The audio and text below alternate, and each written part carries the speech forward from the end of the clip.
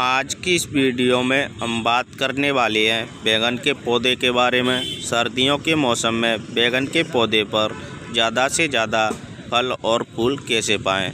तो फल वाला पौधा हो या फिर फूल वाला पौधा हो, हम लगाते तो बहुत ही ज़्यादा खुश होके हैं। जब हमारे पौधे पर फल या फूल नहीं आते हैं तो हमें बहुत ही ज़्यादा निराश होना पड़ता है। तो दोस्तों, आपको निराश होने की बिल्कुल भी ज़रूरत नहीं है, क्योंकि आज की इस वीडियो में हम बात करने वाले हैं ऐसे फर्टिलाइज़र के बारे में जिससे सर्दियों के मौसम में बैंगन का पौधा फलों और फूलों से भरा रहेगा। तो नमस्कार दोस्तों, स्वागत आप सभी का हमारे लाइव गार्डन टिप्स चैनल पर। तो चलिए दोस्तों, वीडियो को शुरू करते हैं।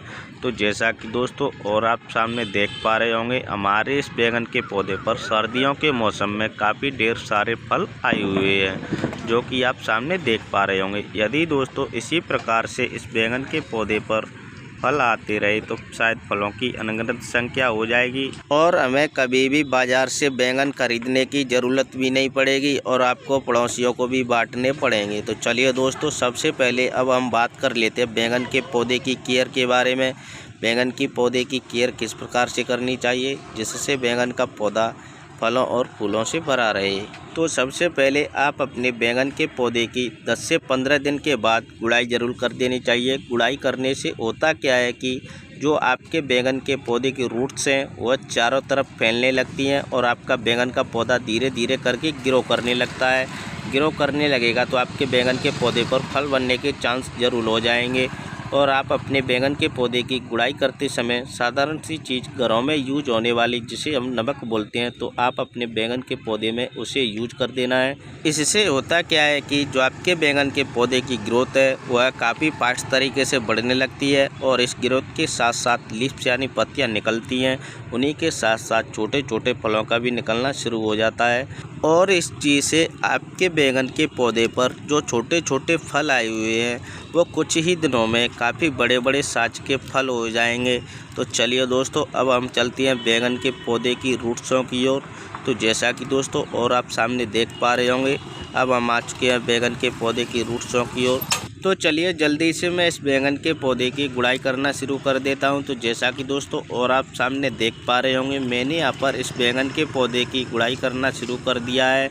तो आप अपने बैंगन के पौधे की ज़्यादा गहरी गुड़ाई बिल्कुल भी नहीं करनी है और गुड़ाई करने के साथ साथ आपको दूर दूर तक गुड़ाई कर देनी है। तो जैसा कि दोस्तों और आप सामने देख पा रहे होंगे, मैंने यहाँ पर इस बैंगन के पौधे की गुड़ाई करके रेडी कर दिया है।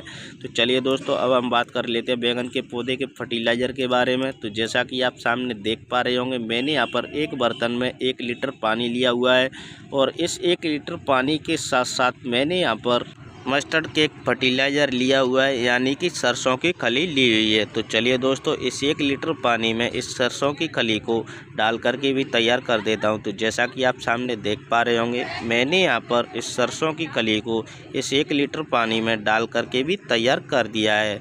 और इस सरसों की खली के साथ साथ जो दूसरी चीज़ ली है उसे भी मैं बता देता हूं। तो जैसा कि आप सामने देख पा रहे होंगे, मैंने यहाँ पर चाय की पत्ती ली है। इस चाय की पत्ती को मैंने यहाँ पर बिल्कुल फ्रेश ली है। तो चलिए जल्दी से मैं इस चाय की पत्ती को भी डाल करके भी तैयार कर देता हूँ। तो जैसा कि आप सामने देख पा रहे होंगे, मैंने यहाँ पर इस चाय की पत्ती को भी इस 1 लीटर पानी में डाल करके भी तैयार कर दिया है। तो चलिए दोस्तों, जल्दी से मैं इन दोनों चीज़ों को हाथ की सहायता से घोल करके भी तैयार कर देता हूं। तो जैसा कि आप सामने देख पा रहे होंगे, मैंने यहां पर इन दोनों चीज़ों को 2 मिनट की कड़ी मेहनत के बाद इस 1 लीटर पानी में घोल करके भी तैयार कर दिया है। और जो मेरा फर्टिलाइज़र है वह पूरी तरीके से बनकर रेडी हो चुका है।